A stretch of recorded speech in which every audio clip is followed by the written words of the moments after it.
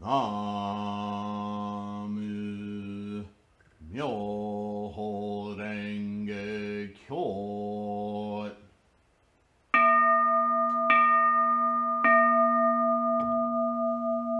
나무 묘호랭개교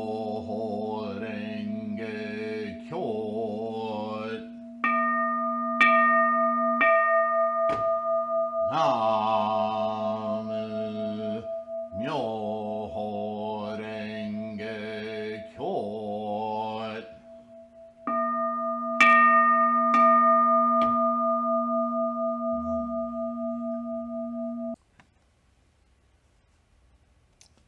Okay, so Namo Myoho Renge Kyo, away we go. Isn't this Gosho just amazing? We're going to start out, I guess this is going to be part 4, part 5. This is going to be part 6. This is turning out to be a pretty long Gosho, but there's a tremendous amount of information and a concatenation of a lot of scholarship, which represents Nichiren at his best, I think. Lots of the Goshos, the writings that we've read that are either authenticated or uncertain about Nichiren tend to be completely full of little bits of quotes, little bits of sentences that he uses to construct his arguments. But in this one, he's got full-on multi-paragraph quotations from the sources he's deriving his scholarship and doctrine of Lotus Sutra Buddhist practice. And it's very direct. The translation, I think, is some of the cleanest. I'm not sure where, and there may be in her bibliography references, but I'm sure there'll be numerous. This is, again, we're still reading from Jacqueline Stone's dissertation, and the quality of the translations in this dissertation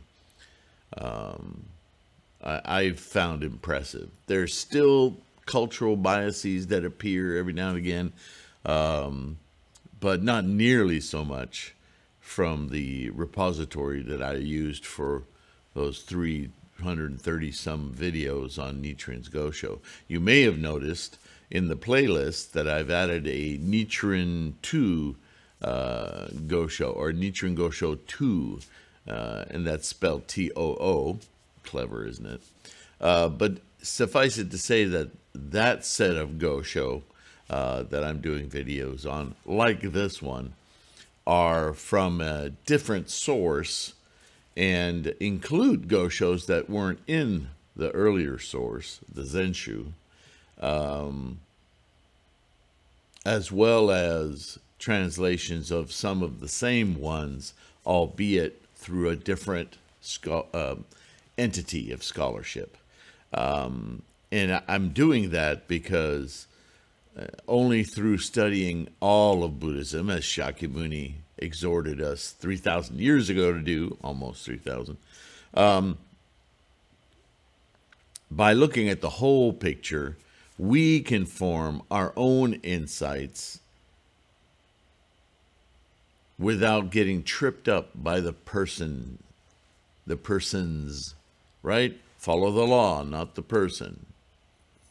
And the best way to do that is to widen your scope of people and not just one single authority. We don't want to be authoritarian in Buddhism. We want to be egalitarian. Okay? So, and just before I jump into this quotation, this long quotation, questions come up quite regularly, almost cyclically, about the recitations in Gongyo and the silent meditations primarily. And I know a lot of us in this Sangha, as a lot of others, have come to Buddhist teachings, Nichiren's teachings specifically, through a very highly promoted sect really not so much the sect as the lay organization, the political organization, run by a certain gentleman in Japan. And in a way, I suppose we should be thankful that we delved into Nichiren because of his promulgation. But at the same time, their promulgation is very, very tainted, as is the sect they based their organization on. And so finding the well is important, but if the well is poisoned, is it really important? This is a quandary we've all faced, or most of us have faced, and terminology becomes very much a sticking point. And there we are with words again. I don't want to get too hung up on words, but there are specific ones that are designed to manipulate other cultures, and that manipulation ends up poisoning the well because you're full of misinterpretation. So I've made it my effort. One of the greatest reasons for this channel has been to strip that misguided rhetoric from what is a perfect teaching. And one of the things that comes up is, what the heck are these silent meditations? And I know, again, many of you have heard that as silent prayers, but prayer isn't really a Buddhist term, because prayer implies getting from elsewhere a gift of a sort, of a receiving of a sort. And Buddhism is about your mind, your penetrating the Buddha, which is equanimous. It's all over all the time. It is the life of the entire universe. So you don't get anything. What you do is awaken. You perceive in your own mind through that lens, which affords you perfect insight, perfect vision, perfect knowledge of the whole mess that is life. You were doing that. Nobody's giving it to you, right? So that's not prayer, that's meditation. It's a turn inwards, where prayer is a plea outwards. There's no prayer in Buddhism. Nichiren wouldn't tolerate that in his scholarship, would he? It's completely contradictory. So we have in our liturgy of Nichiren's doctrine 5 meditations. There are moments which we can use in the scholarship of Mahayana, and that's something else you might want to know, is Mahayana actually, the words describe a deeper dive, a scholarship into the teachings of Shakyamuni Buddha. And so you'll notice, and if you go on the homepage of this channel, if you're not sure how to do that, you can just scroll down below this video where the description is, and you'll see a little round icon, little picture. If you click on that, it will take you to the home page of this channel. And you will see in the middle there's a playlist, videos, about, and right after about, oops, should be reversing that because you're looking at me. There's a little magnifying glass icon. That's the search for this channel. If you search from the top, you're searching all of YouTube. If you search from that little magnifying glass, you can put a term in there like silent meditations, or a specific one for whatever, or a search Gongyo. But what you're going to get, the more specific you can get, is a results set of videos on this channel dealing with, and you're going to get several of them because I've talked about them several times, about each single section, I guess, of Gongyo, A, B, and C, right? That's how we know it. That's how it's divided up in the liturgy book. but also on the silent meditations, the first, the second, the third, the fourth, fifth. They're all described. I go into a bit of a deep analysis, and the purpose of the meditations, again, they're inward looking. They're a sort of a litmus test. They're a device we use against doldrum, right? If you've practiced for a good amount of time, you know there's a stage at which we get to where we're just kind of rote doing Gangyo, rote chanting, right?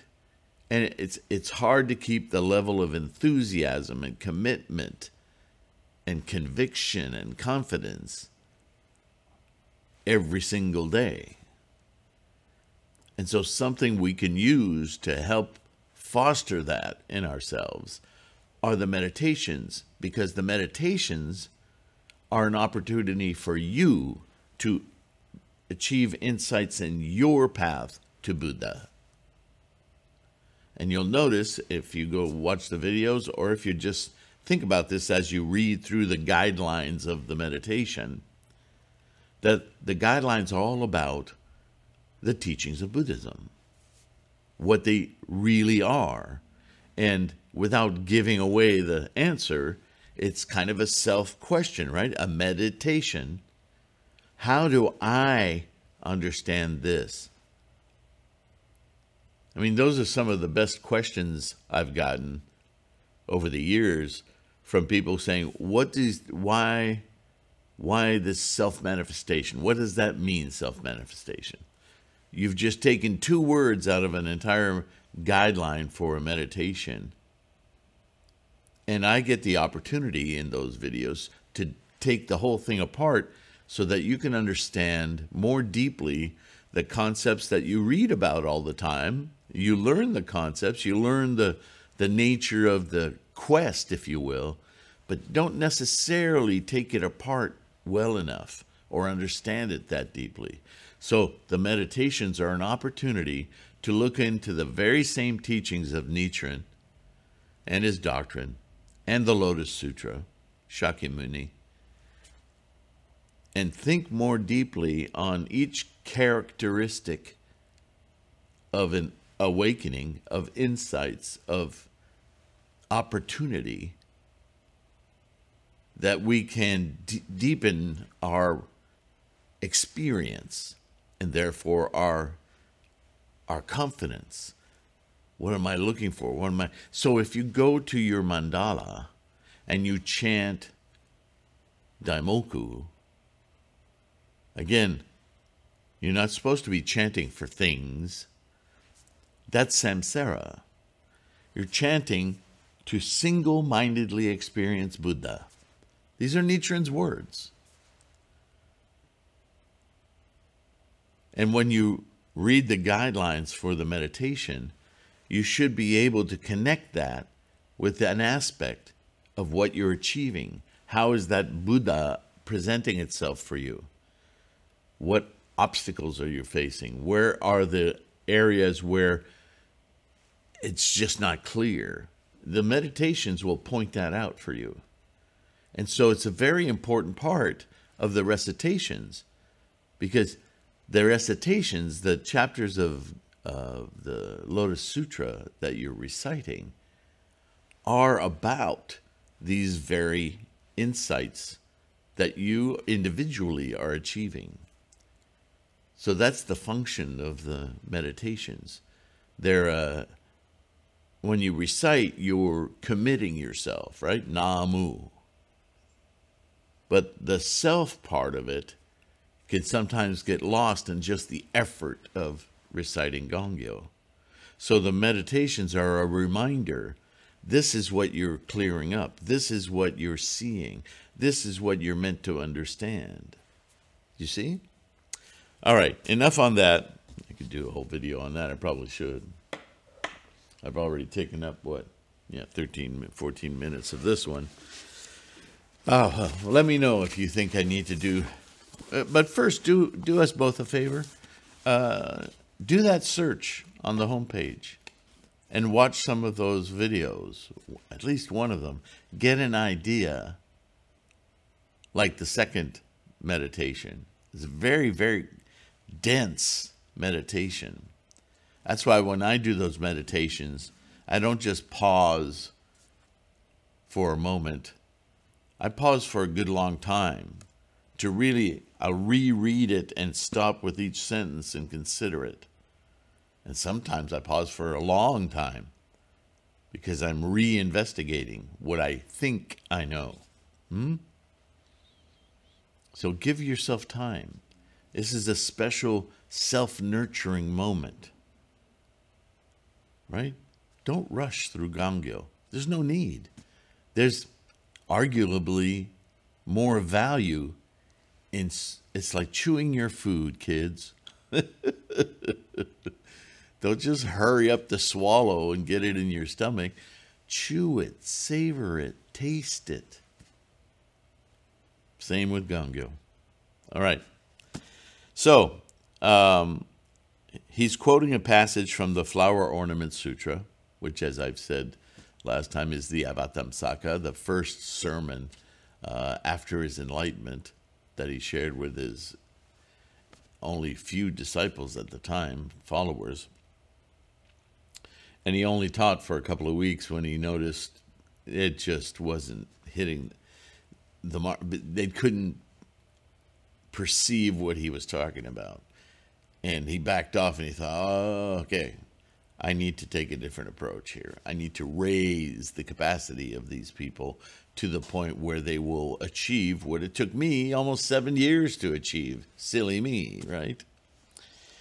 Flower Ornament Sutra, Avatamsaka, Kigan in Japanese, several names it's known by. In India, it was, nope, it wasn't the Sadhana. What's it called in India? Silly boy, I don't remember. Anyway, you know what I'm talking about. Chuan 6 of the Hung Chue states, our body imitates in detail heaven and earth. Now, again, these Western terms try not to fit Western cultural ideas into Buddhism. This is a difficulty, I understand. But understand when this says our bodies imitates in detail heaven and earth, what it's talking about is a mental condition. When we feel elation, right? One of the 10 Dharma worlds. Or when we feel hell, rage, right? Those are mental states.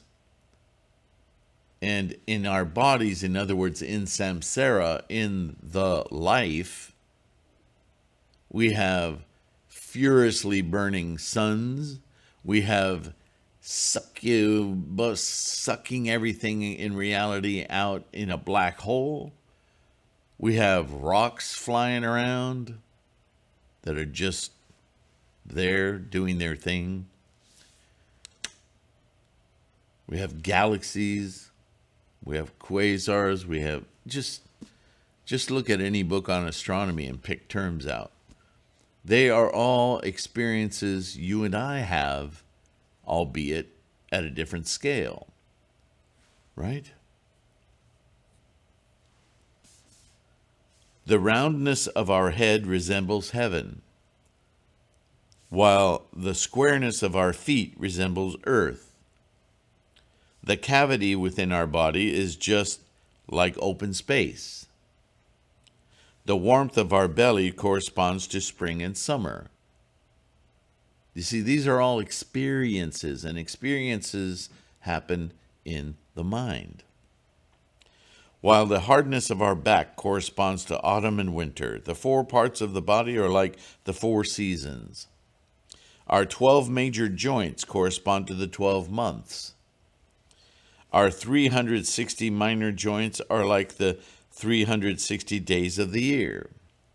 The inhaling and exhaling of breath through our nose is like wind in the mountains, marshes, streams, and valleys. The inhaling and exhaling of breath through our mouth is like the wind in the open sky.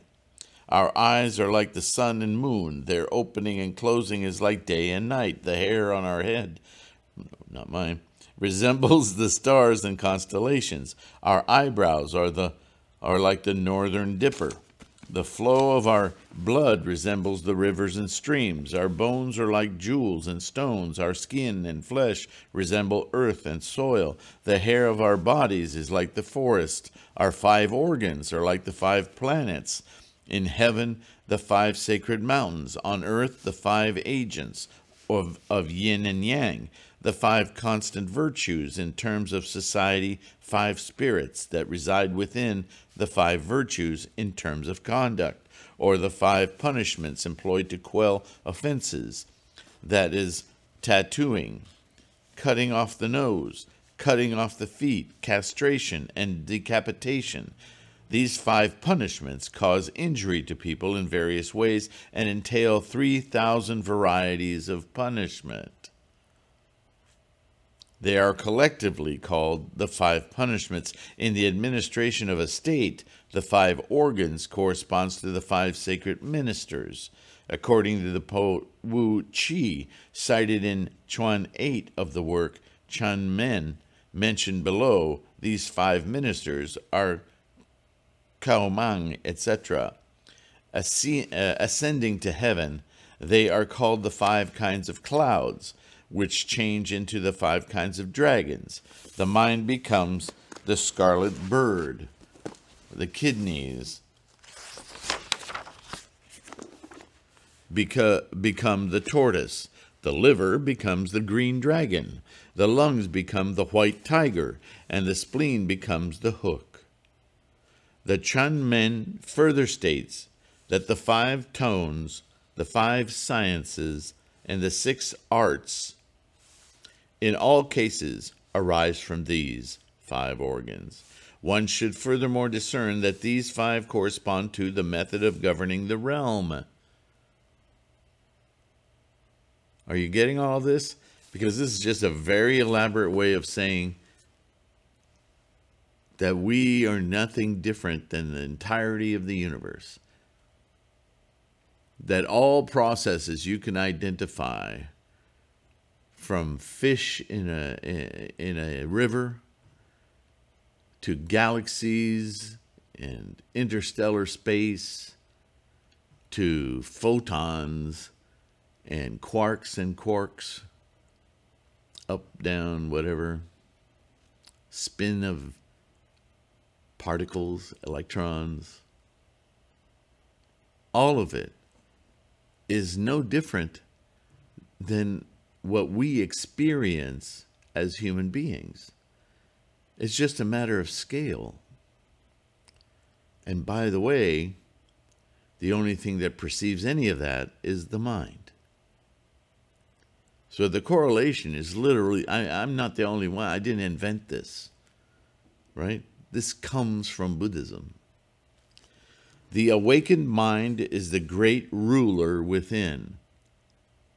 Ruler, why? Because the ruler is seen as the one who administrates, who sees the entire realm and administrates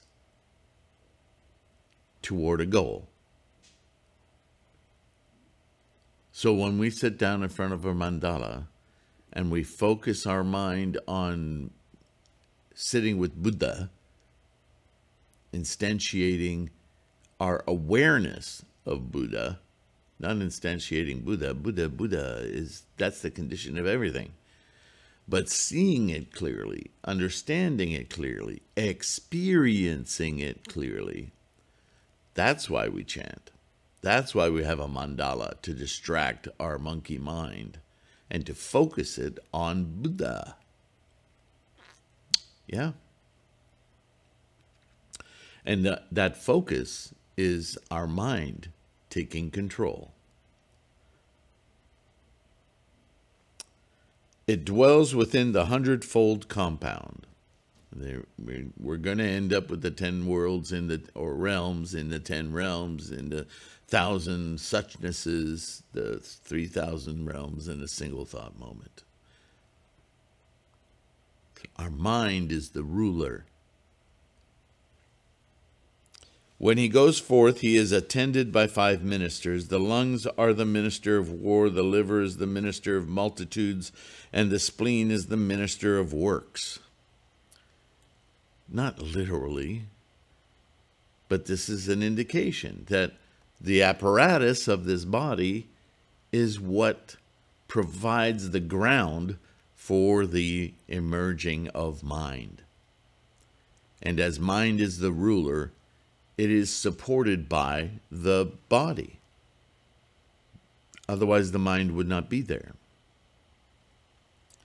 The 4 limbs are the common people. On the left, they carry out commands, and on the right, they keep the records, thus governing human destiny. And the navel is the great exalted ruler. The Chanmen broadly explains these characteristics. So, what does Nichiren use this quote for? When one makes a detailed investigation of the human body, this is how it is. Thus, to regard this indestructible Vajra body as an impermanent body subject to birth and extinction is a distorted idea. That's the idea in samsara, that we come into existence in a womb, and then we die and are buried. We don't understand that this is a moment-to-moment string of events. Like Chang Chou's dream butterfly. That is the meaning of this commentary. So this association with mind, self as the universe, expressed as a self in samsara, through the body, all in service of the mind. The 5 elements are earth, water, fire, and wind, and space. These 5 major elements are also identified with the 5 skandhas, the 5 precepts, the 5 constant virtues, the 5 directions, the 5 kinds of wisdom, and the 5 periods of Shakyamuni's teachings. These are but varying explanations of a single thing set forth in the various texts. Different designations of category names found in the inner texts and the outer writings. In the present Lotus Sutra, they are opened up and explained as the 5 aspects of the Buddha nature.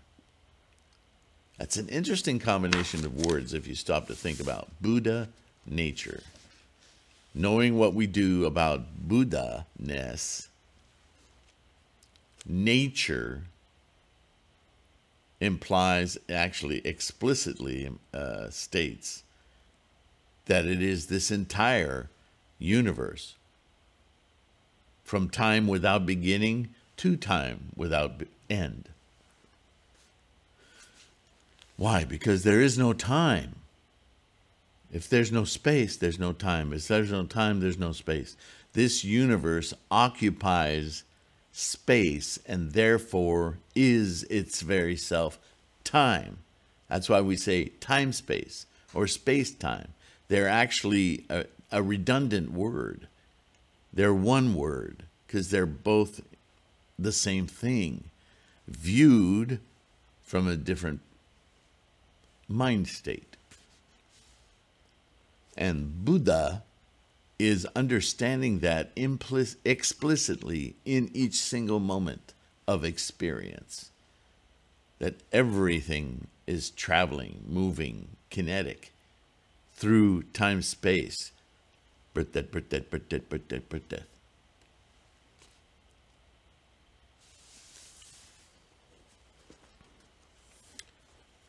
And the process is Buddha. The instantiations are just expressions of nature. But the nature is suchness, not static. It's difficult to get that in mind. And yet, we experience it directly when we chant to the mandala, so that we awaken that Buddha within our minds.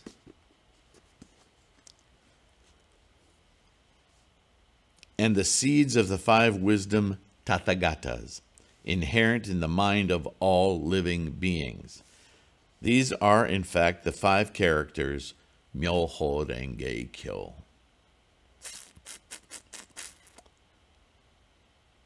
So this is the major elucidation of Nichiren's entire scholarship.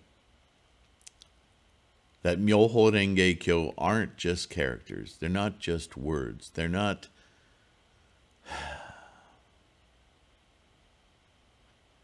things. Myoho Renge Kyo. Many Goshos we've read where he's focused on one of those characters, or a couple of them. Everything he talks about are conceptual. It's not like myo means table and ho means fruit, right? Whenever he talks about these characters, he explains them as pertaining to this massive, seemingly unknowable process that is the entire universe. Without time, there is no universe. With time, it is a delusion. It is the nature of time-space.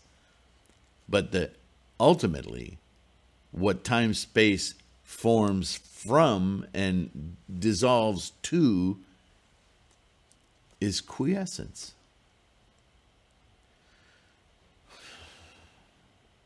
It's still some energy. It's just not in formations. It's not expressing formations. It's not creating things, forms. It's formless. It's quiescent. From this quiescence, formations begin, karma, and express every potential possible from those formations. And that is what we experience with our minds. Because without that, there would be no mind, there would be no experience. It's a very simple formula. But understanding that Buddha nature is far different than understanding the star nature, the wild kingdom nature, the human nature. That's all instantiations and manifestations that are just temporary. They're just constantly changing. The greater perception sees all of that as a simple expression.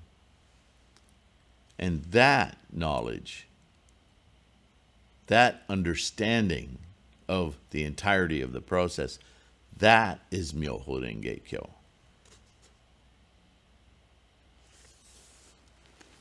These 5 characters from the substance of the human body form the substance of the human body, Well, of course. Right? How many times have we heard that on television or in books? We are stardust. We hear it in songs.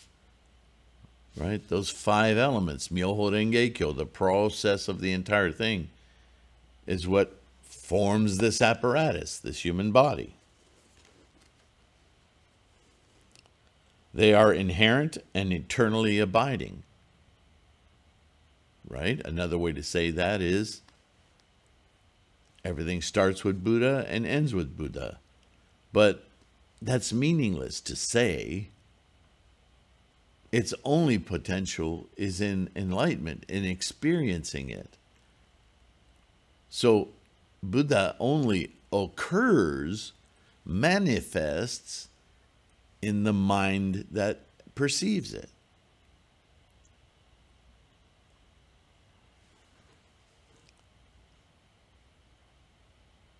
They are the Tathagata of original enlightenment. Do you see what original enlightenment means now? It's not, doesn't mean, see, the language makes it sound like there was this little man floating on a lotus flower since time before time. But that's not what it means at all. It means the condition of the whole universe, this expression of life in every form. And that the process of it forming and becoming and dissolving and ending is all a process of energy and transmigration from moment to moment to moment. And the understanding, the penetrating profundity of understanding that that is what's going on in each and every moment, that is Buddha, which only can exist in the perceiving mind. That doesn't mean the process just starts when you think it, though, does it? What you think it, what you instantiate, your insight, is of this process since time without beginning and time without end. So in that way, that since that process has always, quote unquote, been there in your life, your awakening to it doesn't manifest anything other than you're perceiving what's been going on since time without your beginning and time long without your end. Because that condition, this engine, remember I did a video called The Engine of Existence. That's all about Myoho Renge Kyo. Yeah? English is tricky. So this is, again, taking you back to the 5 meditations. Literating this, talking about this, putting words to this is one kind of knowing, but it's shallow. Until you really turn in deeply and ask yourself, what's that look like? What is that really? And then you get these profound insights that you can experience as you're dedicating your energies to Gongyo, to Daimoku, right? And that's when you penetrate the logic of this and the reality of this.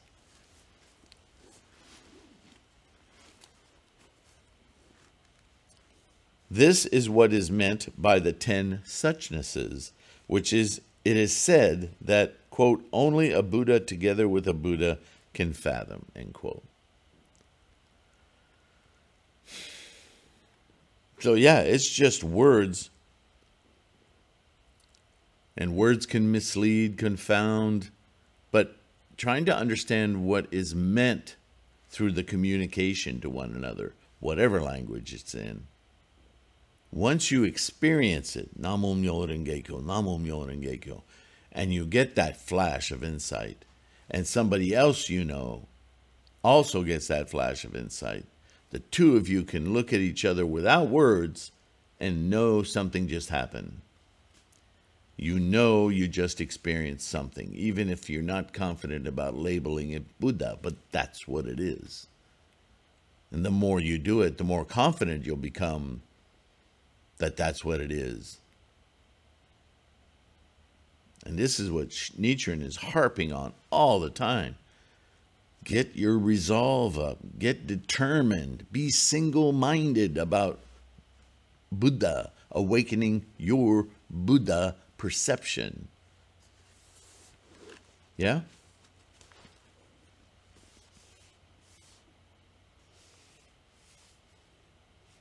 Not even bodhisattvas who have reached the stage of non-retrogression or those who have obtained the ultimate fruit of the 2 vehicles can understand this doctrine even in the slightest.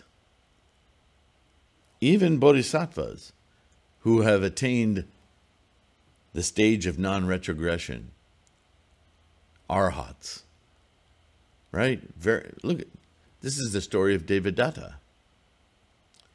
Brilliant, brilliant man. understood the texts of Buddhism back and forth, could recite any one of them at any moment's notice, put them in logical order, understood the scholarship of Buddhism, and yet could not fathom experiencing Buddha. Not in this life, not in this mind, until the Lotus Sutra. When Shakyamuni said, look, this is how I did it, this is how anyone can do it, Devadatta.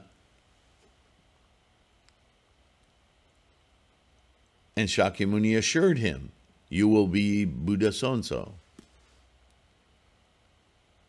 In other words, again, with the personages, here's a naming convention you can use to indicate your personal path to Buddha.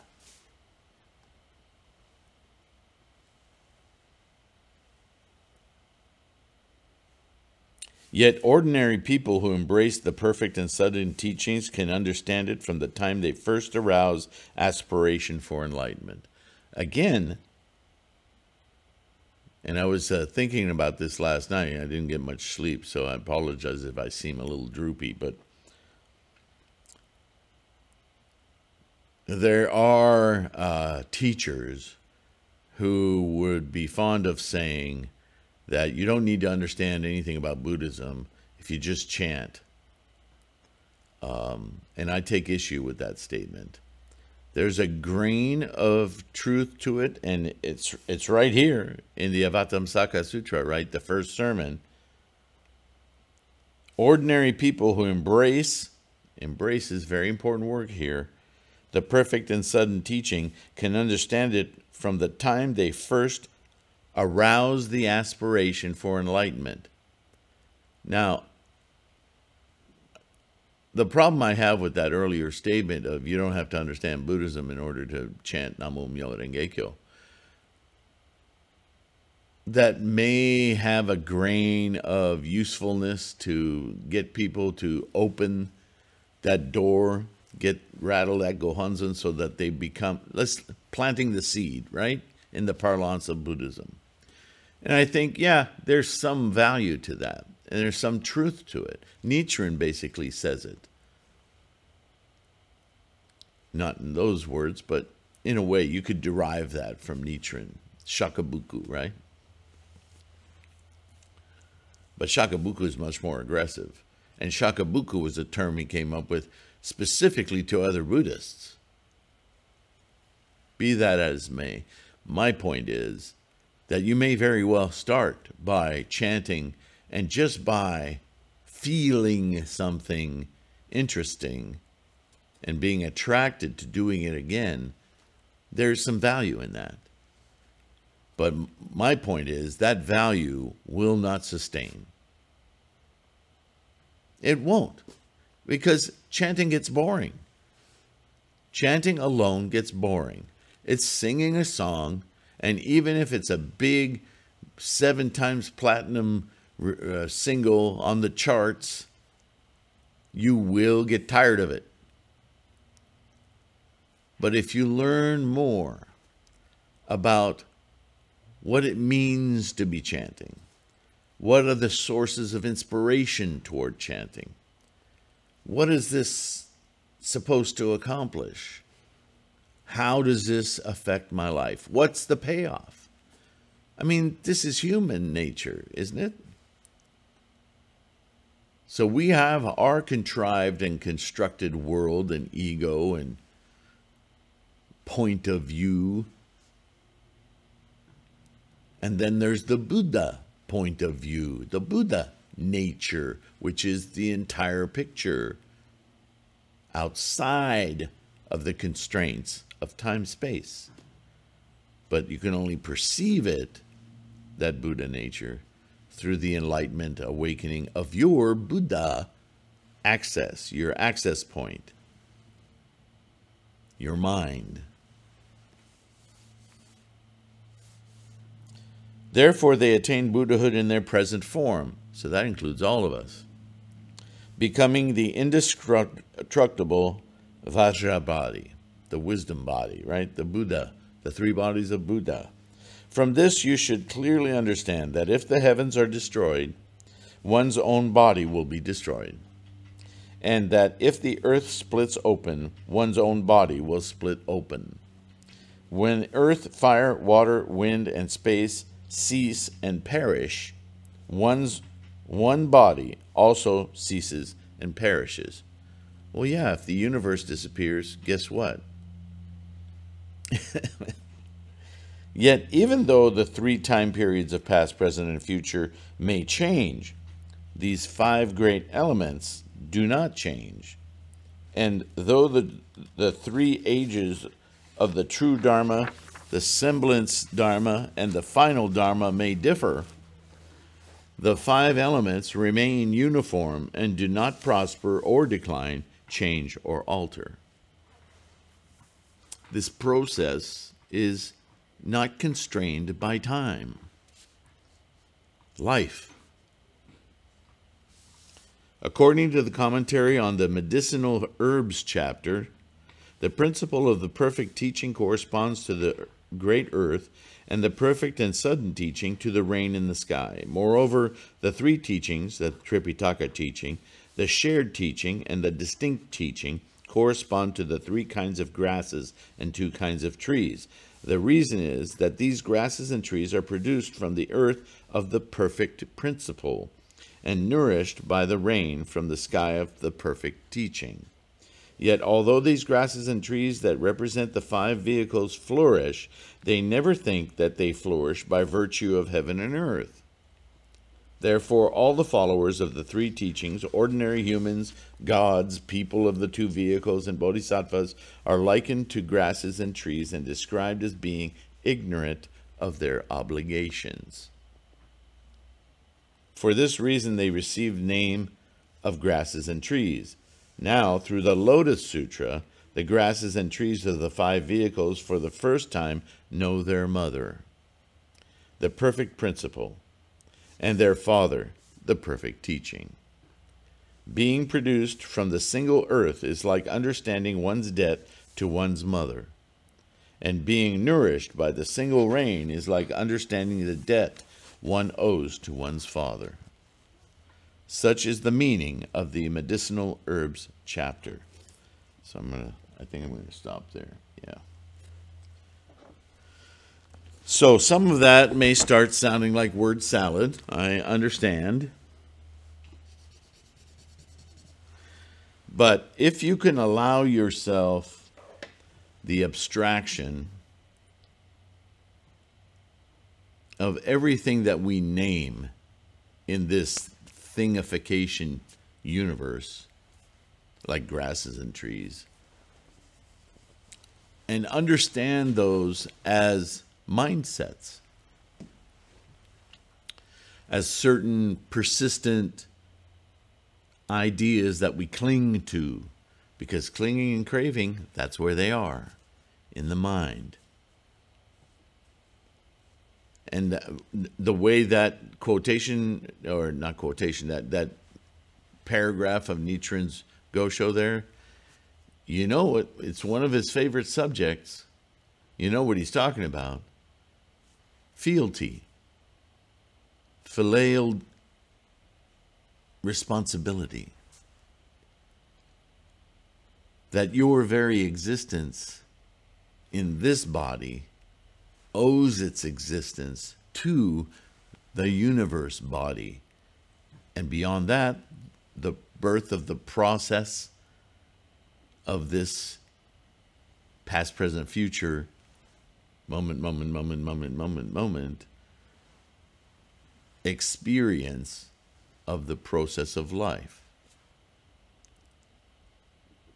If you could visualize the whole universe, like in Horton Hears a Who, as a little dandelion with everything the universe contains in it, in that dandelion,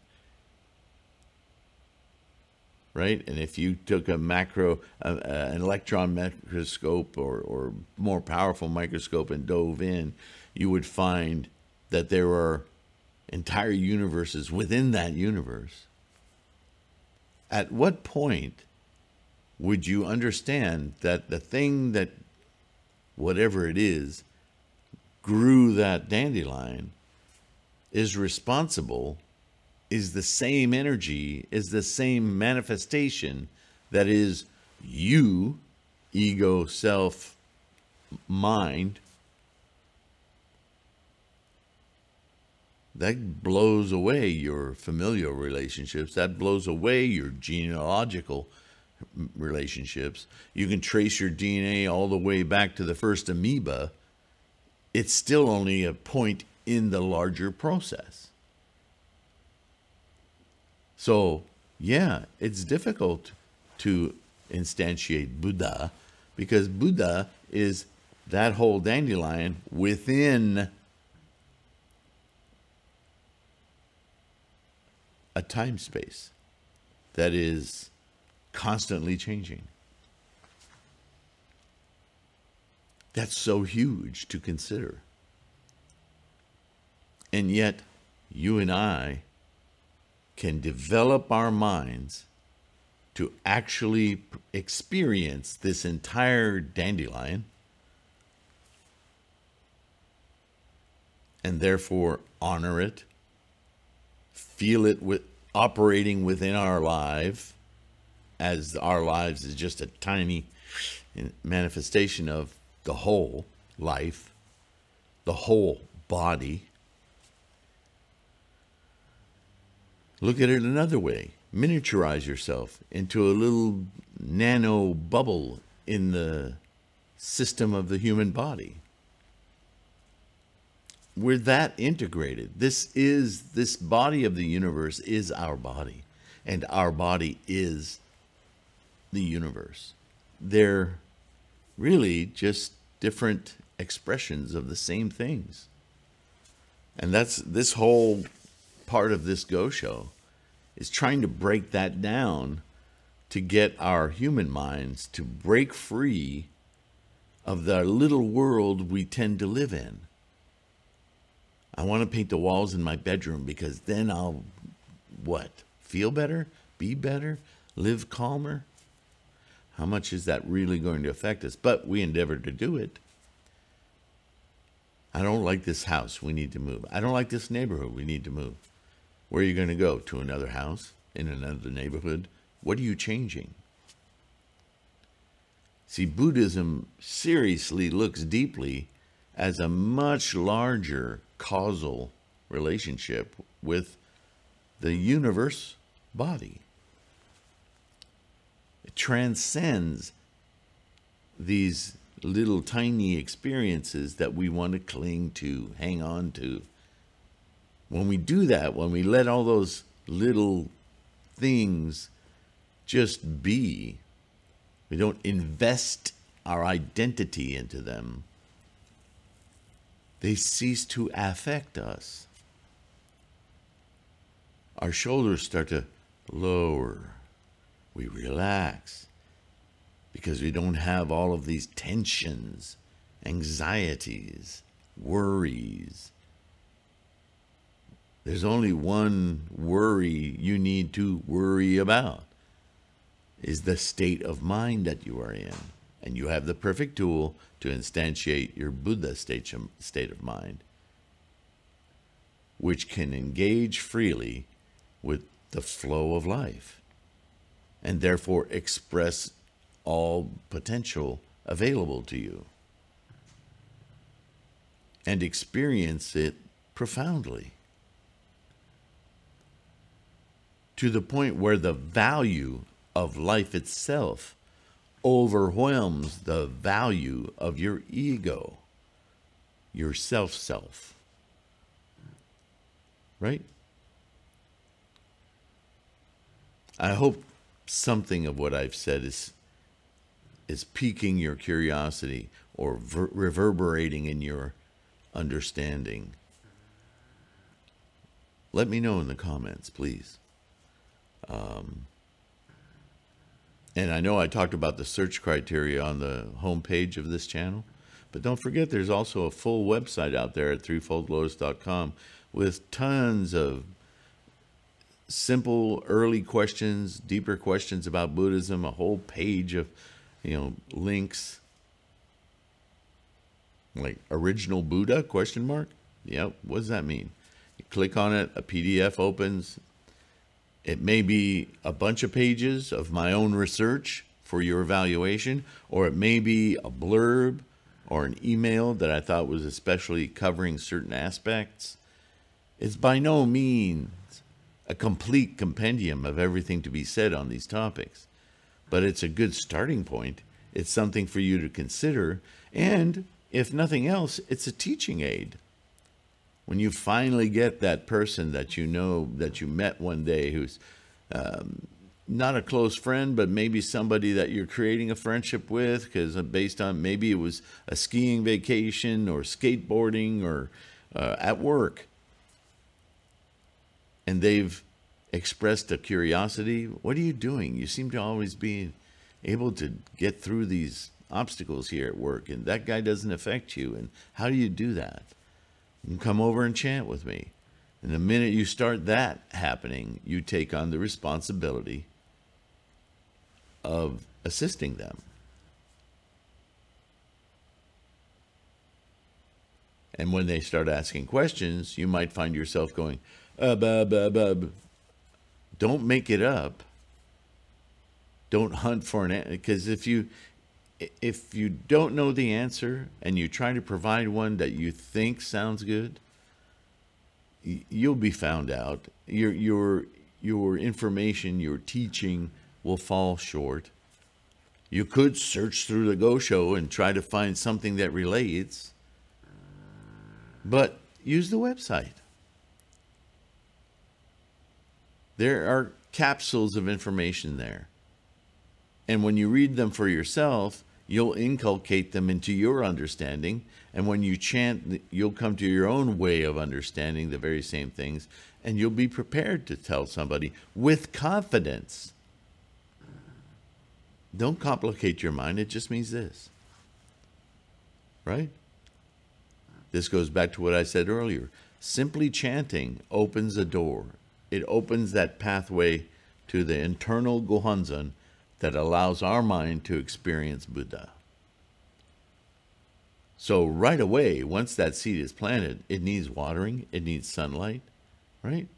It needs to be fed.